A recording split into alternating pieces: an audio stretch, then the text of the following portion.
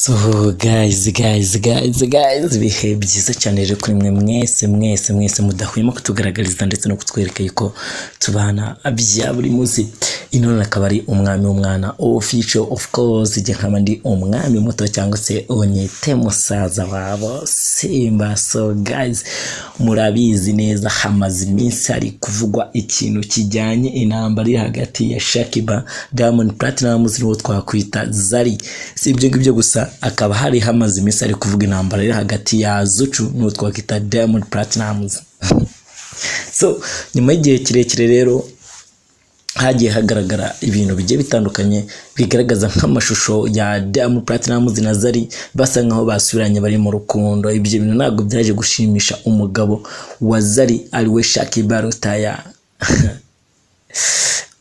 Umwana shaza ararusha imyaka 12 kugeza naho byaje kurangira hagaragaye amashusho Shakiba Rutaya arimo yisubirira iwabo kwivuko mu gihugu cya Uganda, kubera yuko yabonaga ibintu arimo nabo ubwe atabizi neza. Abonaga yuko Diamond Platnumz ashobora kuba yarongeye kumutwara umugore. Shakiba rero yahishuye yuko yari yarihanangirije uwo twakita Diamond Platnumz ku mugore we Zari, amwita umusastaki. Hari ibidasangirwa.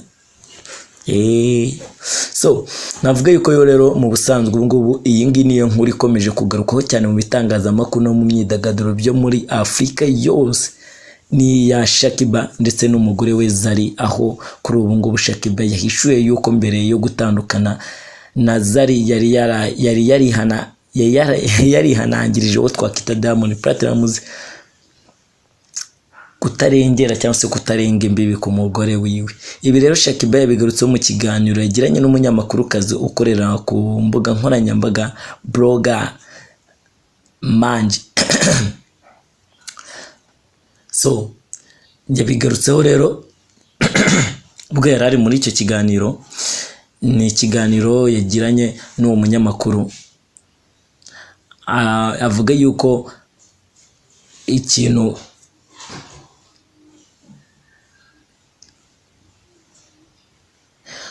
aho ngaho rero nubwo yari ari mu kiganiro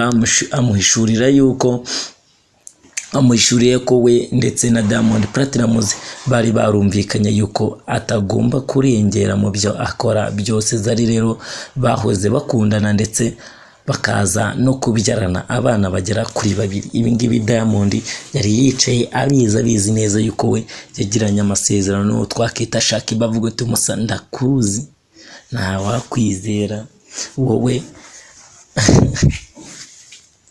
agwabyumva. So guys, hari utagomba kurengera papa. So sibyo ngibyo rero Shakiba yagize ati nagiranye ibiganiro na Diamond Platnumz mubwire ko rwose hari amashusho aba mugaragaza ari kumwe na Zari, ariko bikagaragara nkaho atari imikoranire y'ubucuruzi gusa, ahubwo ko haba hari n'ikindi kintu kibyihishe inyuma. Ati rwose aya mashusho yanyu ngenda nibonera ntago ari amashusho y'ubucuruzi, ahubwo hari ibindi bintu biba bibyihishe inyuma. Ati namubwiye yuko rero byaba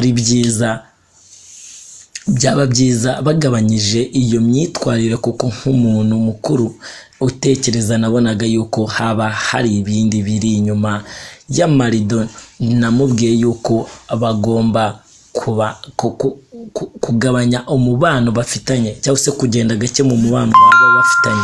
Ni kwa kundi nyine umuntu afitanye umubano n'undi ukabona ariko ibintu n'ubucuruzi cyangwa hari ibindi bintu bibyihishe inyuma. Ati rero mugomba kugabanya umubano mufitanye. Ati nje nibyo bintu naramusabye. So Shakiba rero akomeza avuga yuko icyo gihe bakimara kumvikana na Diamond Platnumz yamusubije ati urabizi neza muvandimwe, ntugire ikibazo rwose, ndagusezeranya yuko nazongera gukora ibyo bintu niba bikubangamira. Diamond muramuzi buriya nawe ni indyarya.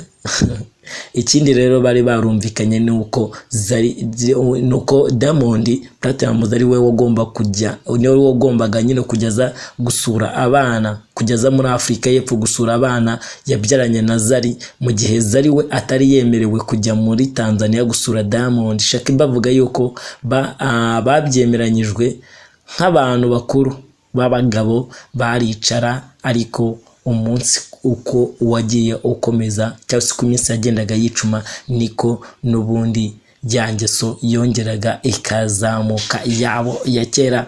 So rero amashusho ubundi agenda ajya hanze agaragaza yuko we Diamond na Zari basa nkaho bari mu rukundo, basa nkaho bongeye bagasubira mu rukundo nk'urwa kera rukigurumana. Nuko rero avuga yuko yongeye akababonana bari kumwe banyuzwe rwose, ukabona yuko umwe yishimiye undi nk'abasubiye mu rukundo rwabo rwa kera, dore yuko nabonaga umubano wabo umeze neza cyane, nk'uko nka kwa kundi umunyarwanda avuga ngo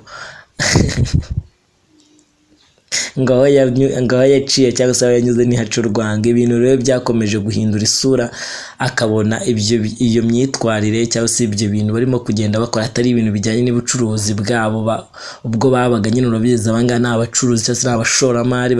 Rero urumva umwe yashoye imigabane mu wundi, nyine barakorana, bafitanye imikoranire ya hafi. We yavuga yuko rero yakomeje kugenda bibona, akabona yuko byaba atari ubucuruzi cyangwa se imyitwarire byaba ibyihishe inyuma.